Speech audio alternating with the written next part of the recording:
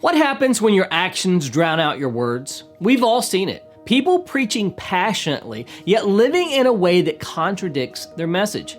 And then what happens? The world stops listening. In this week's Torah portion, Moses says that when Israel lives out the commandments, the nations will recognize their wisdom and praise God. Yeshua echoed this: "Let your light shine before others, so that they may see your good works and glorify your Father in heaven." If our deeds don't match our confession, our witness goes silent.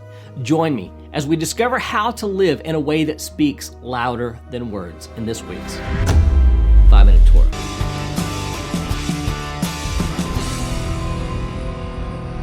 Shalom and blessings from Shalom, Macon, the place where disciples of Yeshua learn, connect, and grow. I'm Darren, and before I get into the 5 minutes of my 5-minute Torah commentary, let's cover a few quick facts about this week's Torah portion. This week we are studying the 45th portion of the Torah cycle and the second portion of the book of Deuteronomy. We are in the portion of 𝐻𝐿, Deuteronomy 3:23 through 7:11, and here are the three things that you need to know about it. Number one, undying hope, the faithfulness of Moses. The portion of 𝐻𝐿 begins with Moses' fervent plea to God to allow him to enter the promised land. Moses recounts his plea, which occurred after God had informed him that he would not be allowed to enter the land due to an earlier incident at the waters of Meribah. Moses had a deep desire to enter the land and an unwavering dedication to the Israelites, despite knowing he would not personally experience the fulfillment of God's promise. Number two, heavy hitters, the 10 Commandments and Shema. The Torah portion of 𝐻𝐿 includes a restatement of the 10 Commandments given to the Israelites at Mount Sinai. Moses reminds the people of these fundamental laws, which are the foundation of their covenant with God.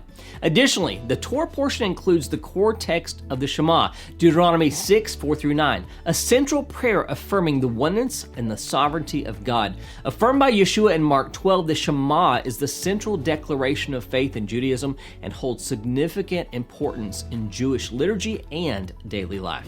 Number three, don't add, don't subtract, guarding God's word. In 𝐻𝐿, Moses issues a strong command: do not add to the word and do not subtract from it, Deuteronomy 4:2.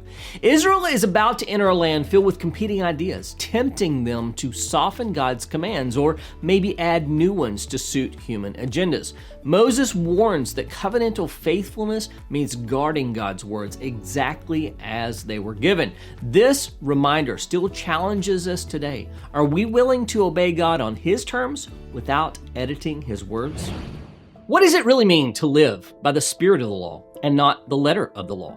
For centuries, believers have been told that the law of God is a burden and something Yeshua came to set us free from. But what if that's not what the scriptures say at all? What if Paul's words about the letter of the law killing were never meant to pit God's spirit against His own commandments? In my new book, Spirit of the Law, I take a closer look at the writings of Paul, the teachings of Yeshua, and the Torah itself to uncover a consistent truth. The problem was never God's law, it was the human heart.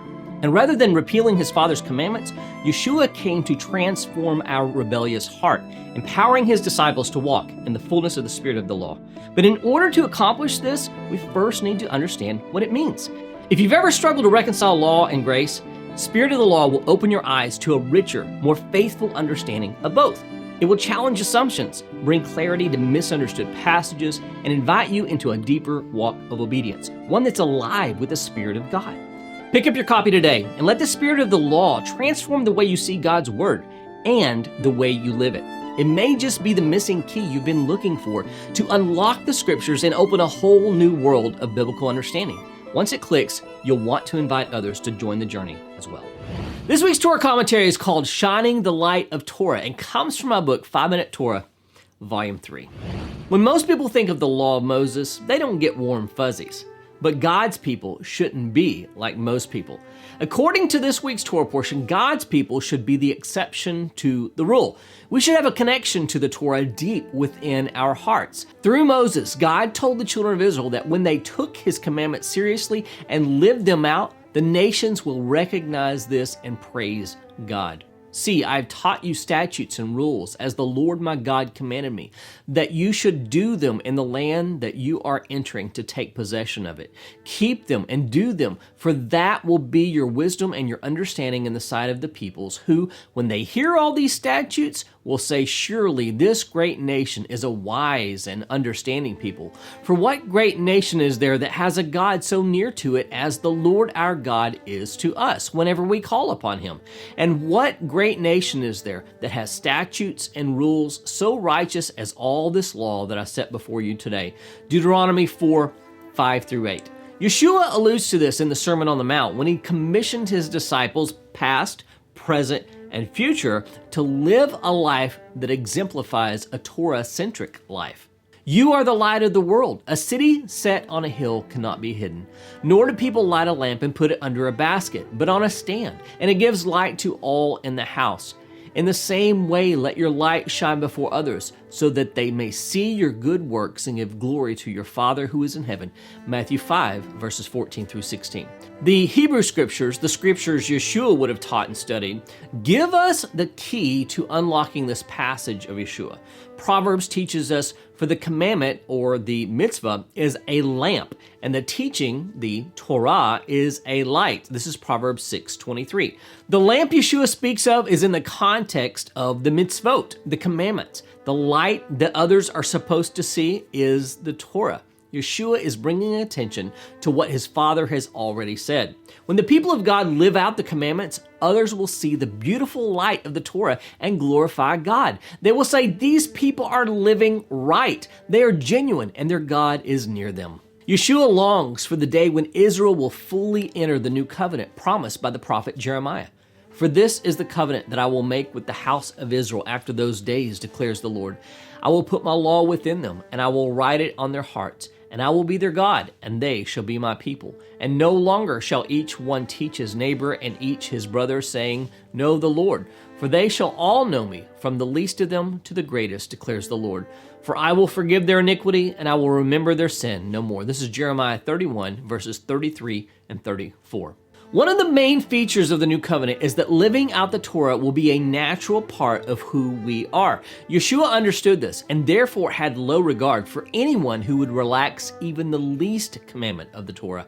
However, he held in high esteem the one who took the commandment seriously. He taught his disciples, therefore, whoever relaxes one of the least of these commandments and teaches others to do the same will be called least in the kingdom of heaven. But whoever does them and teaches them will be called great in the kingdom of heaven. For I tell you, unless your righteousness exceeds that of the scribes and the Pharisees, you will never enter the kingdom of heaven. This is Matthew 5, verses 19 and 20. How is our righteousness to exceed that of the scribes and the Pharisees? Is it simply that we have confessed Yeshua and they haven't? No, it's that our deeds match our confession. Rather than just telling others they should take care of the poor, the orphan, and the widow, we should be involved ourselves. Rather than just telling others to be honest in business or faithful to their spouse, we should be doing the same. Rather than just telling others that they should be patient and kind and full of self-control, we should exhibit the fruit of these traits in our own lives.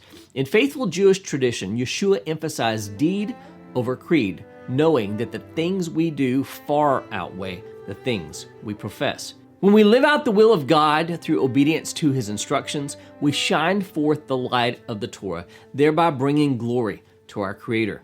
But if the only thing radiating from us is a loud message of Jesus saves without the fruit to back it up, then we're actually radiating darkness. If the people around us aren't seeing the light of the Torah in our lives, then they probably aren't seeing Yeshua either, no matter how loudly we speak his name. There's a day on the biblical calendar that ancient sources call one of the happiest of the entire year. It's filled with joy, love, and restoration. Yet most people have never even heard of it. What makes this mysterious day so special, and why don't more people know about it? Discover the meaning behind this ancient celebration and how it still speaks to us today in our latest video on Tu B'Av. Just click the link right here to check it out.